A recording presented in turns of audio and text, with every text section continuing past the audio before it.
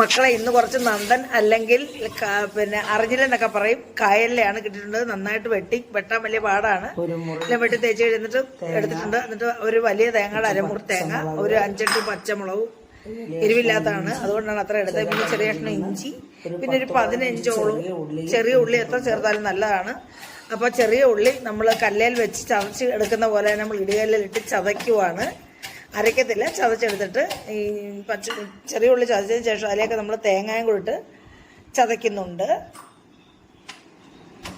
തേങ്ങയും ഇട്ടൊന്ന് ചതച്ചതിന് ശേഷം നമ്മൾ അതിലേക്ക് ഇഞ്ചിയും ഇട്ട് കൊടുക്കുന്നുണ്ട്. ഇഞ്ചി ഒന്ന് ചതച്ചതിന് ശേഷം അതിലേക്ക് പച്ചമുളക് നമ്മൾ നന്നായിട്ടൊക്കെ ചതച്ച് ചേർക്കത്തില്ല, ജസ്റ്റ് ഒന്ന് ഇടിക്കത്തേ ഉള്ളൂ.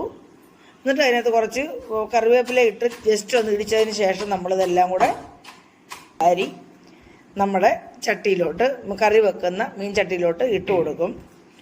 ഇട്ട് കൊടുത്തിട്ട് നമ്മുടെ ഇടികല്ലും കൂടെ ഒന്ന് കഴുകി ആ വെള്ളം കൂടെ അങ്ങ് ഒഴിച്ചു കൊടുക്കും കേട്ടോ.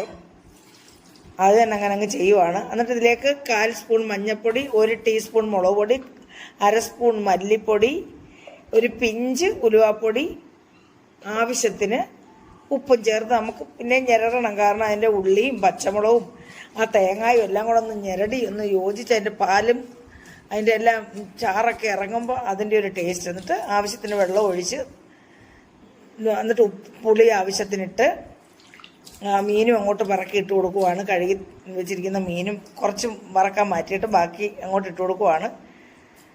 ഇട്ട് കൊടുത്തതിന് ശേഷം നമ്മൾ നമ്മുടെ സ്പൂണ് വെച്ചൊന്ന് കൂട്ടി ഇളക്കി യോജിപ്പിച്ചെടുക്കുന്നുണ്ട്. നമുക്ക് വേണ്ട ഇതിനകത്താണ്ട് ഇത്രയും വെള്ളം വേണമെങ്കിൽ ഈ മീനും അരപ്പും എല്ലാം വെന്ത് പറ്റി വരണ്ടേ. അപ്പോൾ ഇത്രയും വെള്ളം വേണം. ഇതുപോലെ വെള്ളം വെച്ച് കുറച്ച് കറിവേപ്പിലും കൂടി ഇട്ട് നമ്മൾ അടച്ച് വെച്ച് ഒന്ന് തിളപ്പിച്ചതിന് ശേഷം നമ്മളത് വീണ്ടും പിന്നെ പകുതി അടച്ച് വെച്ച് സിമ്മിലിട്ട് നമ്മൾ വേവിച്ചെടുക്കുന്നുണ്ട്. എന്നിട്ട് നമ്മളിതൊന്ന് അടിക്കുള്ളത് മേളിൽ കൊണ്ടുവരാൻ വേണ്ടി ഉടയ്ക്കാതെ തന്നെ നമ്മളൊന്ന് ഇളക്കി തിരിച്ചിടുന്നുണ്ട്. ഇതേ രീതിയിൽ എടുക്കണം, അല്ലെങ്കിൽ മേളിലുള്ളതും എല്ലാം കൂടെ അരപ്പ് നമ്മുടെ കിട്ടത്തില്ല ഉപ്പ്. അപ്പോൾ നമ്മുടെ പറ്റി വന്നിട്ടുണ്ട്. അപ്പോൾ ഇതിൻ്റെ വെള്ളം കുറച്ചുകൂടെ ഉണ്ട്. നമ്മൾ ഒന്ന് വകന്നു കൊടുത്തത് കണ്ട നമ്മുടെ നന്ദൻ, അതായത് അറിഞ്ഞിലിവിടെ പറ്റിച്ചെടുത്തിട്ടുണ്ട്. രുചികരമായിട്ടുള്ള അറിഞ്ഞിലാണ് മക്കളെ. ചോറ് കഴിക്കരുത്